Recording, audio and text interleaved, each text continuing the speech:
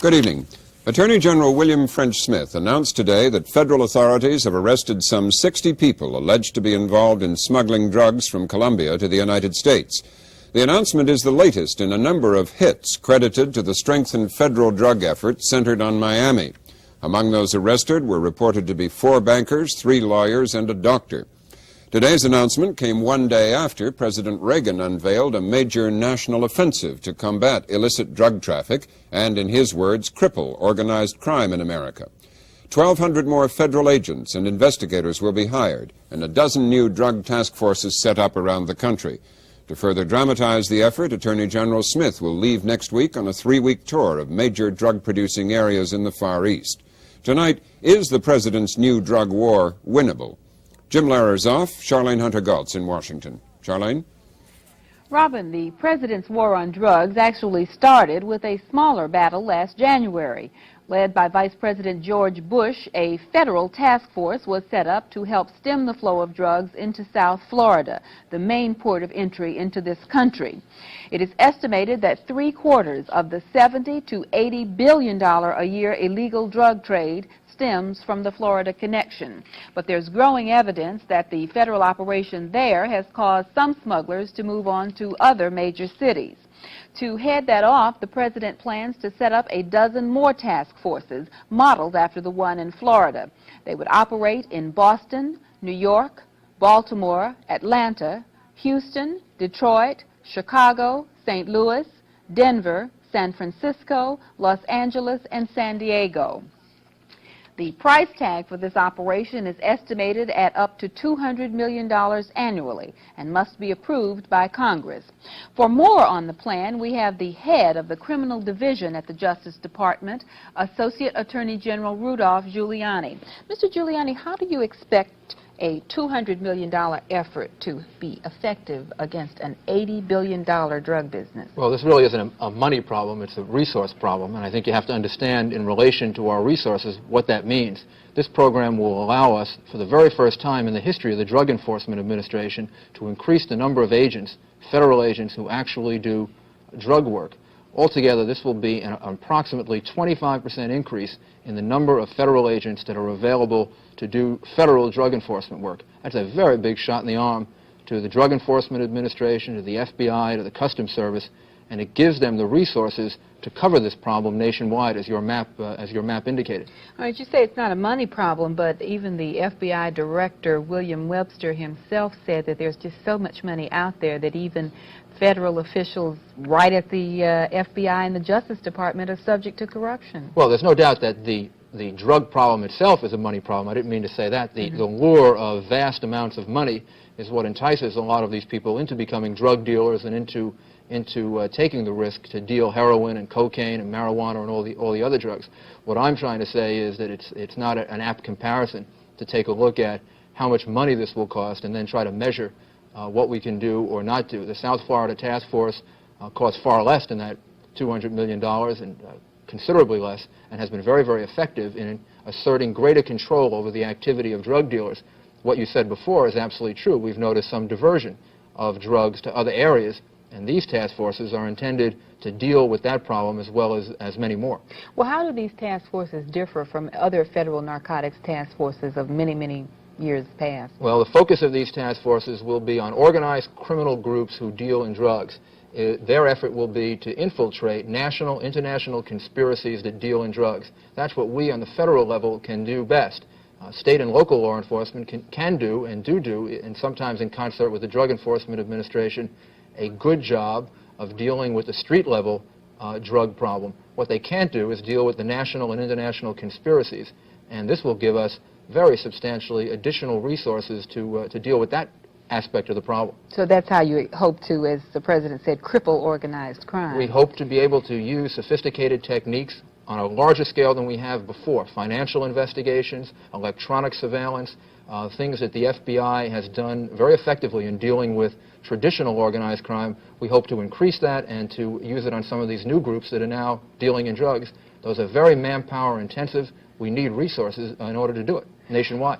New groups like whom? What? Well, new groups like the prison gangs that have formed and are dealing drugs, the outlaw motorcycle gangs, and still the very heavy influence of traditional organized crime like Cosa Nostra, particularly in the heroin traffic.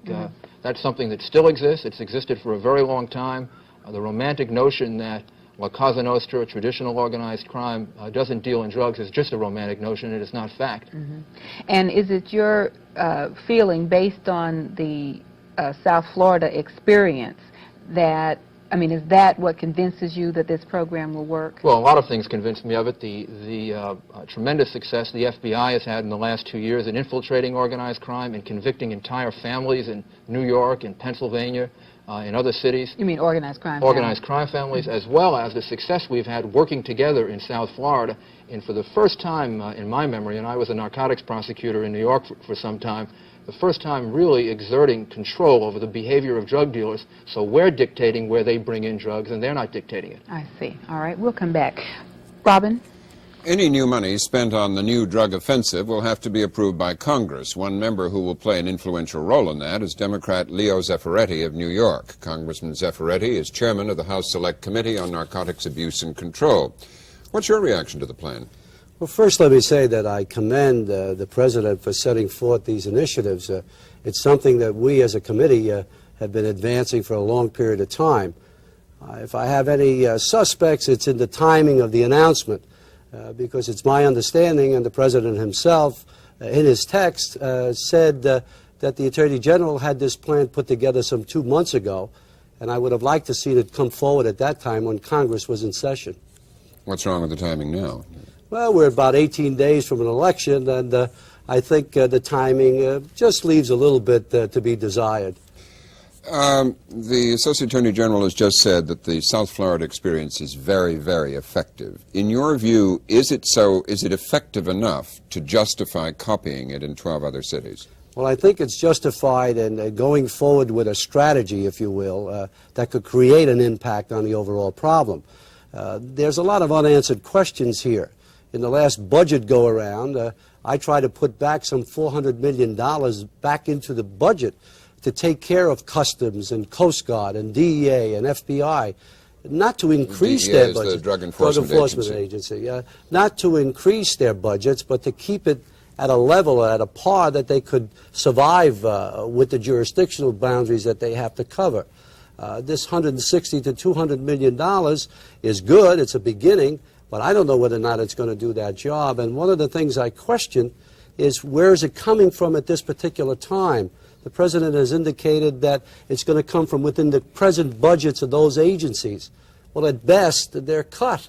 And at best, they don't have the wherewithal to pull that kind of strength. Democratic Senator Biden said today he worried that what might happen is that, you just ended up robbing Peter to pay Paul, that you would be reprogramming the money from other justice law enforcement agencies. Is that your understanding? Well, it's my understanding that it won't come from law enforcement initiatives within those agencies, but it's got to come from somewhere. In other words, it's not new money. It's not new money, and that's the part that puzzles me and the part that's got me a little bit concerned. As to the manpower levels, the equipment levels, are we talking about new programs? Are we talking about a continuance of the E2C Hawkeye program that works so effectively down in Florida? We just don't know all the answers, and I'm sure they'll come before us, but I would have hoped that they would have come before us long before this time. Is the declared aim of the President, which he put a great deal of stress, he mentioned it several times, of penetrating, identifying, prosecuting, and crippling organized crime, is that a realistic goal with these kinds of resources? I think any kind of effort put towards that way, or put to make an impact on crime in that way, is commendable. Whether or not it's enough, nobody knows. We've been asking for priority in order to do just that. But I think when you look at the drug culture that's going on out there, you've got to look at all of the entrepreneurs that are involved in this kind of endeavor. You just reported that there were judges and doctors and... not judges. I think it was lawyers and bankers and well, doctors. Down in the Miami area, there was a judge that was indicted. There are all kinds of entrepreneurs in this because the money is so big. Well, that raises the question that Charlene asked Mr. Giuliani. He said it's not a money problem, it's a manpower problem, but with $80 billion out there, and on the evidence of the head of the FBI yesterday, Mr. Webster, even some members of the Justice Department itself and the FBI may have been corrupted by this. Is it not a money problem? Well, I don't know how much money we have to put into it, but I would say that we would be less than right if we did not at least try to attack it at that level. I think the initiatives set forth are right. The strategy that we want to create is correct. As to what we need for tools to do that job, I think that's something that, again, as I've advocated and as my committee has advocated, is something that the executive, the legislative, and those agencies of jurisdiction have to sit down and work out. Well, thank you. Charlene? As I said earlier, San Francisco is one of the 12 cities chosen to get a task force. For a view from there, we have a narcotics detective whose job involves fighting the illegal drug trade in the streets. He is Captain Dermot Philpott, commanding officer of the Vice Crimes Unit of the San Francisco Police Department. Captain Philpott, is it good news that your city is going to get a task force? Oh, I'd say it's very good news as far as we're concerned on the local level. How bad is the drug problem out there? Our city probably is no better or no worse than any other city of our size. But we do need extra facilities, extra money, extra manpower to fight organized importation of narcotics. Is that the nature of the drug problem there? I would say it is part of our problem, the importation of narcotics into this area.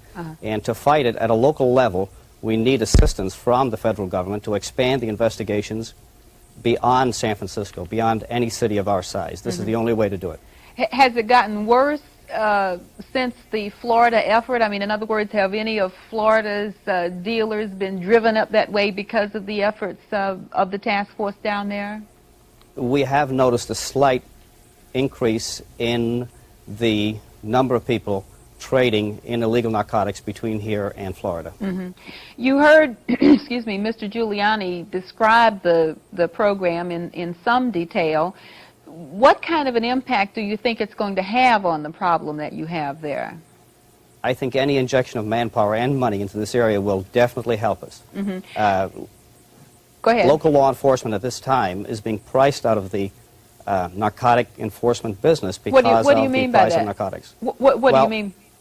Inflation not only has hurt the cost of living, but it's also increased the price of drugs. So to make a buy, sometimes you have to put out much more money than is available at the local level. I see. You mean when you're trying to apprehend a drug dealer, you would make a purchase from him, and your officers have to have money in order to make those purchases, which you don't have.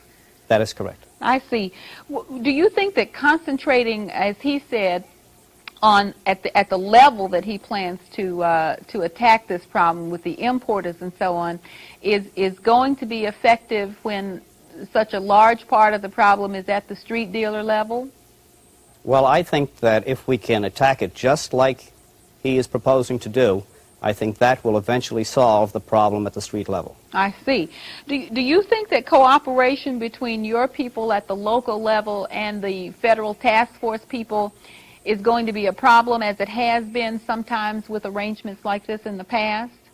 No, I don't think so. I think if everybody sits down together and works the program out, I believe it will be very successful. All right. Thank you very much. Robin? Not everyone believes that money and manpower will solve America's drug problem. A recent article in the New York Times argued that illegal drugs should be decriminalized because the justice system can't stop drug trafficking and abuse. The author was Judd Burstein, a New York attorney who has defended a number of drug cases. First of all, Mr. Burstein, what's your comment on the new federal offensive? Well, I don't think there's any question that there will be increased drug seizures and increased drug prosecutions. But I don't think that the new offensive will in any way stop the heroin epidemic in this country, and I don't think that it will relieve us of the burden that the present enforcement approach to our heroin problem has created. Do you believe that no law enforcement effort could solve the problem, or that this society simply couldn't afford or isn't willing to pay the cost of what would solve it? I don't think we're willing to pay the cost of what would solve it. We're spending huge amounts of money right now to try and solve the drug problem. In the New York Times today it was reported that the Justice Department itself admits that with all the money that's been spent, they've been able to stop perhaps 2 to 5% of all the heroin that comes into this country. That's, if you multiply what we would need to spend to stop all of it, if it's at all possible, I think the answer is clear. We just can't stop it. But doesn't the Florida experience that we've heard described and is the basis for this new effort, doesn't it show that the application of money and manpower really does make a difference? I mean, they've had a number of very big successes there, have they not? It makes a difference. I would not suggest that it doesn't make a difference, but does it make enough of a difference? Will it make so much of a difference that we will cure our heroin problem? It's not just the importation of drugs. We have a huge amount, a large number of addicts in this country who have a great need for the drug. And there's so much money to be made. If we can stop it at certain ports through this offensive, it will come in other ways. There's too much money to be made, I believe, to ever stop it. Now, let's go to your argument then. What would decriminalizing drugs achieve? Well, I think we have to look at the drug problem not so much from the perspective of what it does to the addict, but what it does to the rest of society. Our courts are just not functioning the way they're supposed to function, and they're not doing the job for us that they should be doing for us. I'm a New York lawyer. I see what goes on in the New York state courts, where the small-time drug traffic finds its way into the criminal justice system. Over 10% of all felony prosecutions in New York last year were drug cases, and added to that number is a very substantial number of crimes that are drug-related. Heroin addicts attempting to get money to supply their habit. What we have now is we have a court that's overburdened. Go down to Manhattan Supreme Court where the felony cases are tried. Try and get a trial part when you want to try a case and you're ready to try a case. There's an incredible backlog. There are almost 3,000 cases in New York. Suppose you suddenly overnight said, all right, it is legal to be a heroin addict or a cocaine addict or whatever. What would that do?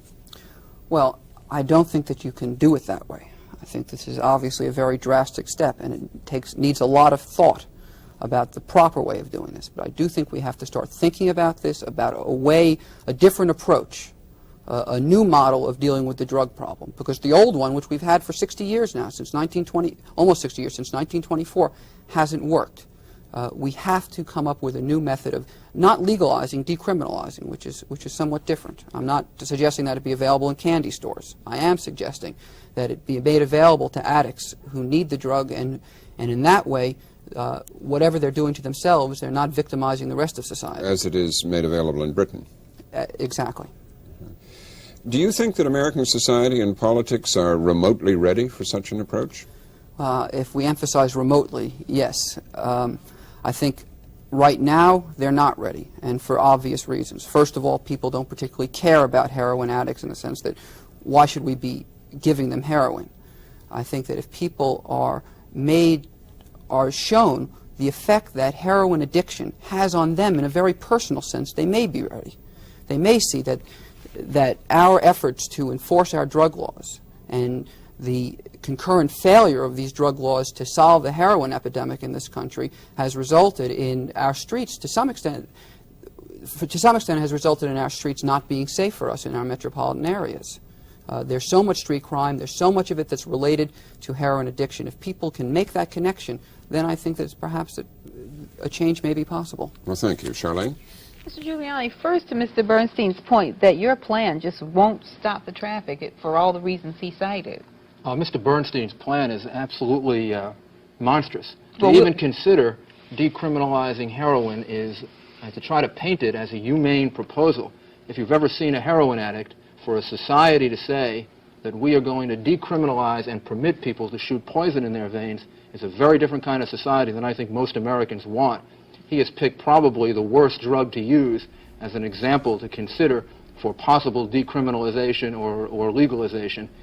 What about that, Mr. Bernstein? Well, I am not very happy about the prospect of people using heroin. On the other hand, it's a reality, and I think we have to face that reality. People do use heroin. People have not stopped using heroin as a result of our criminal laws. Murder is a reality also, but we don't permit it.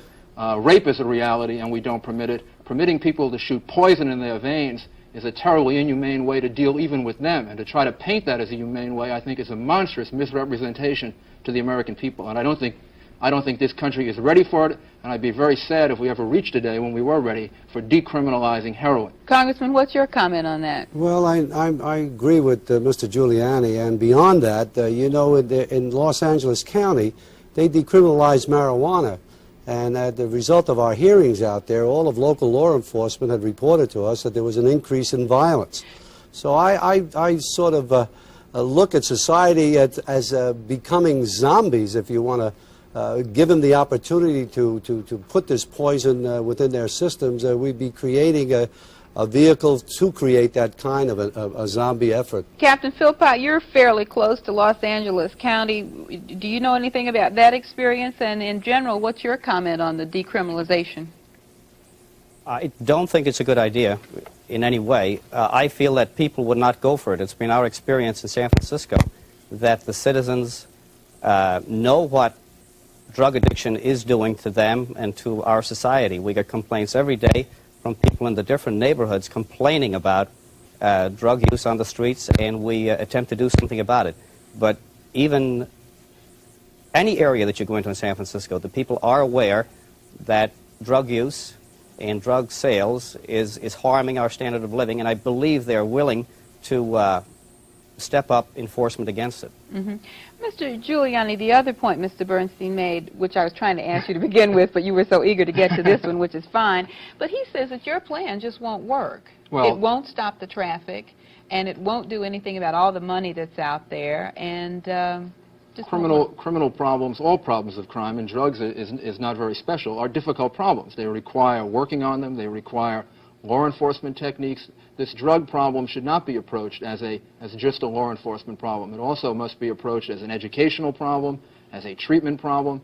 The President and the First Lady and Dr. Turner, who runs the drug abuse office in the White House, have put out a strategy for dealing with this problem at all different levels. We in law enforcement have one area in which we can attack it, and we can do a far more effective job than we have in the past. These resources will help us to do that. It's not the cure-all. It's not going to end the drug problem. We're not going to end the crime problem, but we can get it under greater control than we have in the past. Mr. Bernstein, are you convinced now? No, I'm not. I'd first like to address one of Mr. Giuliani's initial points about why not legalize murder, why not legalize rape. There's a very important distinction to be made, which is that heroin, for all intents and purposes, is a victimless crime. Of course it affects the family, of course it affects the friends, but it's not, you cannot analogize it to murder or rape, which is a violent crime which affects people other than the offender.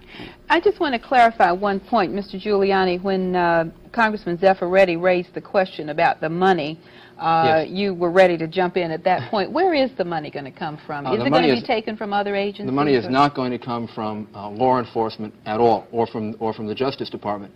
There may be some reprogramming that is necessary, but the decision that was made was that this $200 million has to be an increment to the overall federal law enforcement effort. And it will not result in the Justice Department or any other law enforcement agencies having to cut back in any other area. So it will be an increment in law enforcement. Whether it affects some other budget in some other area is a matter that has to be worked out by OMB and by the Office of Management and by Congress, in consultation with Congress. But this is an increment to law enforcement, both in the drug area and in other areas. All right, thank you. Robin? Does that satisfy you, Congressman? Not really, because we've already got a budget in process for this year, for the year of '83. And if I read the commentary that came out of the President's office, he said that it would come from the very budget of the agencies that are affected right now. We will work on an additional budget when we go back, but you have a budget in place right now that they're going to have to draw funds from. Would you like the President to propose a new $200 million? Well, I think they're going to have to go a little bit beyond that if they're going forward with this initiative. I'd also would like to see some kind of State Department initiative put into the strategy. And as Mr. Giuliani said, this is more than just a law enforcement project. It's like a three-parted effort. It's got to have law enforcement, treatment, and prevention. There's been no mention of dollars for that effort. I know the President and the First Lady put out a strategy for that, but it was more volunteerism and community involvement than it was dollars. Mr. Giuliani, in that connection, why isn't the Attorney General in this swing through the Far East, swing he's going to make of drug-producing areas, why isn't he going to Colombia, which seems to be the target of so much attention? Well, the heroin problem is not a Colombian problem. You can only go to certain places. That's just a cocaine problem, is it? Well, it's not just a cocaine problem. It's a marijuana problem also. But the areas that he's going to are the large exporting and growing areas for heroin. And this is exactly part of what Congressman Zaffaretti is talking about. A great deal can be done at trying to stop heroin at the source. We were very successful back in the early 70s in eliminating poppy in Turkey, and we cut substantially into and almost eliminated heroin in New York for a period of time until other areas started growing heroin. And that is a very large part of the Attorney General's mission to that area, to the Golden Triangle area and related areas. I see. Well, we have to leave it there. Captain Philpott in San Francisco, thank you very much for joining us tonight. Mr. Attorney General in Washington, thank you. Mr. Burstein, Congressman Zaffaretti, thank you. Good night, Charlene. Night, Robin. That's all for tonight. We'll be back on Monday night. I'm Robert McNeil. Good night.